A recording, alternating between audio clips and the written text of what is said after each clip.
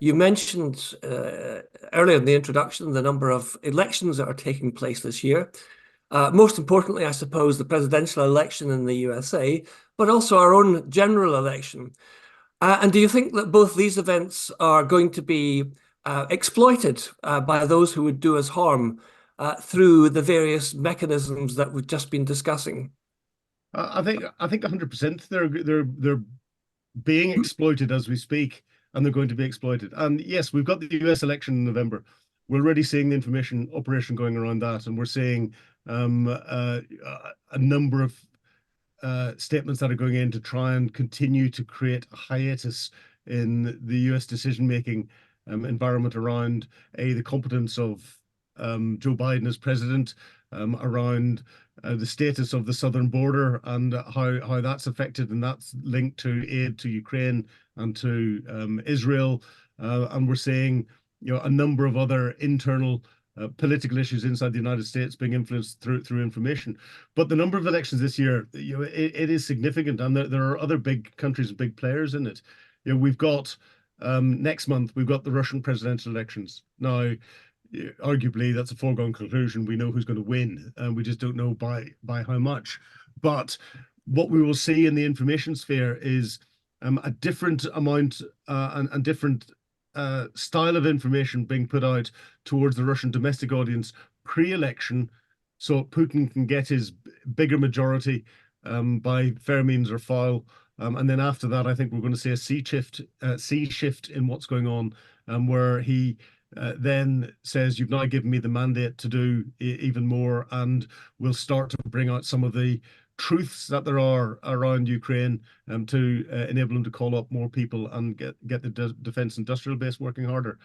The UK's got 2 elections this year. We've got local elections in May, and that provides a perfect opportunity for those that want to interfere with the general elections in the autumn to practice what it is that they're going to do from a political perspective. And we're already seeing that. We've just seen 2 Labour candidates sanctioned from the Labour Party. Now, they made statements that were anti-Israeli. It would be very interesting to drill into those statements to see whether those were actually the individual's beliefs, or those were fed to them by different groups that are within the constituency that they're trying to work for, to try and suggest that they put those in. And then if you look at those groups, who's actually funding them? Who's behind the groups? What's pushing it? Why are they pushing those sorts of statements? And see whether those potential or those parliamentary candidates were actually set up. And they could well have been set up, because that's what happens. We've then got EU elections in June across the board, the whole of the EU elections. And the EU is not a coherent, homogenous grouping at the moment. There are real splits appearing, and that's a perfect opportunity for those that want to try and push the EU from an economic perspective down even further, or for those that want to influence it and cause greater in-house fighting. And therefore, it's a perfect opportunity for the Russians and potentially the Chinese to get involved. And then, of course, we get into September, and there's some, the big South American elections, Brazilian elections are in October. So this is not an insignificant year for the potential to influence elections, not just to get a single candidate that's going to support one view or another, but to create dissent, to create as many little political fractures, not just inside countries, but between countries and within alliances that can possibly happen. And is this something we've seen before? Hell yes. And it's something that's been manipulated before. The last general elections and the referendum, we had the Cambridge Analytica scandal, where political parties were paying this AI company to analyze big data and look at ways of targeting their information campaign to try and convince people or tweak the way people think to vote in many different ways. And I've got a little bit more detail on how that can happen. The big difference between what went on during the Second World War and what goes on today when it comes to the power of information is that during the Second World War, much of the information output was controlled at state level. So the government controlled what went out on the BBC during the war.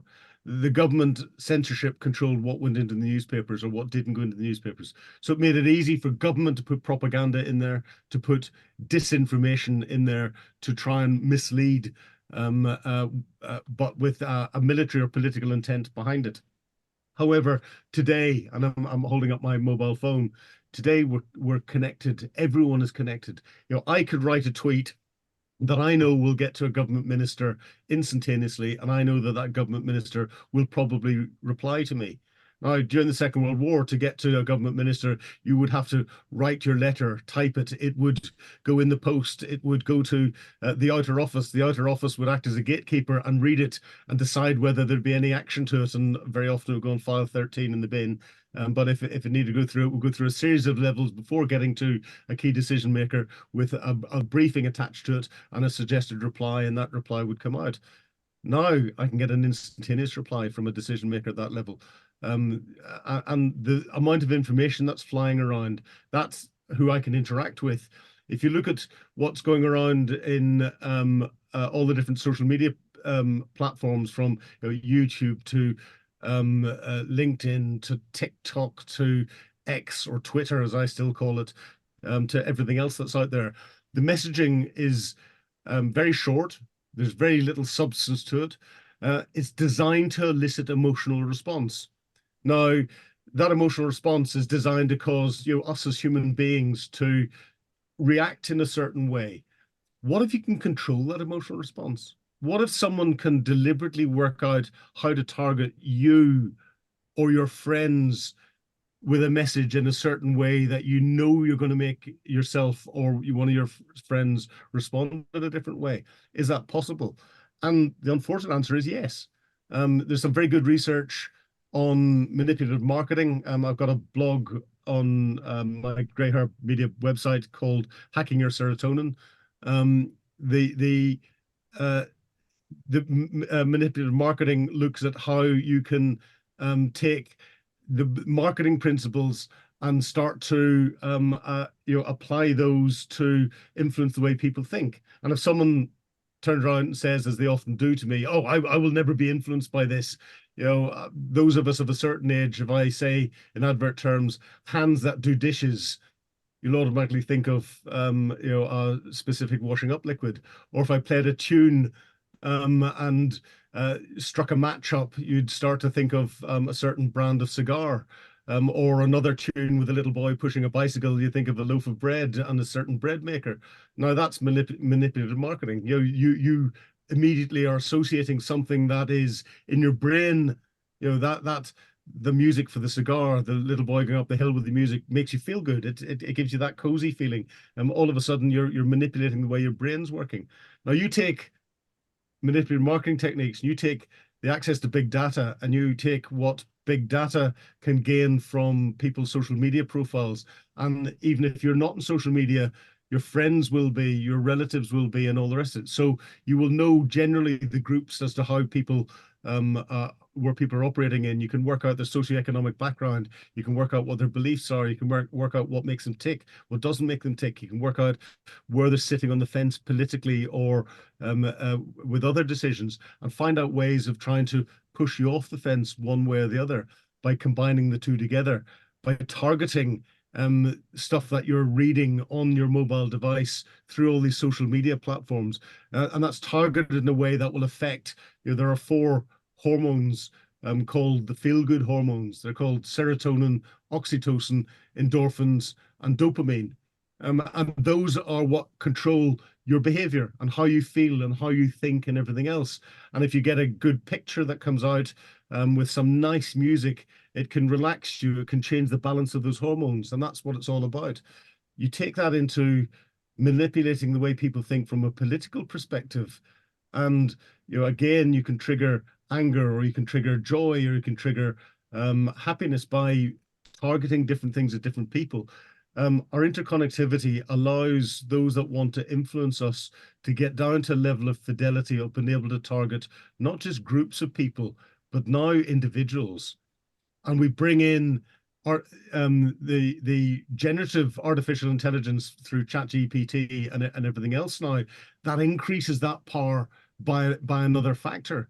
So I personally think that the danger that we have at the moment is that our very democratic principles have got a real potential for being undermined because we are not aware of this. And the standard human reaction is, I'm not going to be influenced by anything. I can make my own mind up. Well, yes, you can make your mind up if you know that your mind is being influenced. But if you don't know your mind is if you don't know that your mind is being tweaked or affected or anything else, this can be done very subtly. Then you can't make your own mind up. It's being made up for you. That's scary. Initially, my impression would have been that the propaganda war globally in Ukraine, excuse me, was being won by Ukraine because they Mhm. portrayed themselves as the poor sort of victim of a vicious attack. Albeit that the propaganda war within Russia may have been being won by Putin. But I sort of suspect that that balance is changing slightly, and that Ukraine's information propaganda, whatever you want to call it, is not as popular worldwide as perhaps it was a year ago. So that's just one aspect, and Philip no doubt will have something to say about that. The second one, again, coming back to Gaza, would be that I think that certainly up till now, Hamas has been winning the propaganda war because we see the results of it in the vast protests in all European countries, particularly in London, with people climbing over war memorials and so on and so forth, and the police seemingly unwilling or unable to intervene. So I think and the Israelis, although they have made attempts to underline the horrors of the 7th October attacks and the damage they caused, that information has been swamped by what's coming out of Hamas. Because to be honest, Hamas is not really quite as concerned about the truth as the Israelis are. But again, Philip will have views on that. Well, Stuart, I think you've hit the nail on the head with all of them. The Ukraine narrative has got nowhere else really to go apart from the Russians invaded us. Please help us. And Ukraine was ahead in the information game, got out very quickly indeed from the start, and backed that with military successes on the ground by pushing Russia out of Kyiv, and then pushing it back into the east again and everything else. Vladimir Putin was concerned about that, but Putin thinks long term. So this is where, from a long-term perspective, he's been solely working at Western Ukraine fatigue from a political perspective, knowing full well that Western political decision-making is done, or political priorities is done in prime ministerial or presidential or parliamentary timelines. And knowing that the elections were coming up in 2024, and that was almost a hard stop. And if he could create as much friction between different political groupings or different organizations as he could, and he could hold the conflict out beyond then he could wrestle the initiative back in the information sphere, and that's what he's doing. And that's from an international perspective. He's always kept that domination in his domestic perspective, and Ukraine were doing well. The West is not doing well at all, and I'll come back onto that again. Israel, Hamas, you're 100% right. Hamas came out firing from the very beginning, being backed by Iran and wider areas in the information domain, and they're very good at working that, knowing full well that this is an area that they can exploit because they cannot beat the Israelis militarily. So this is why whenever we hear of the casualty figures, they're always women and children. Whenever we see the television pictures that are coming out, those television pictures aren't gathered by independent news gatherers. Individuals that post those out are controlled by Hamas. So that's why we see pictures of women and children and children's bodies under rubble and residential buildings being flattened and everything else, because those are the pictures that Hamas want us to see. They want the world to do that because they know it's influencing the world in an anti-Israeli way, and they're seeing that with the protests that are happening in London and other cities around the world. And they want to keep stirring that up as much as possible because they know that that is working in their favor. But more importantly, Iran wants that more importantly because they know that that's beginning to fracture some of the international relations that there are and the international support from Iran.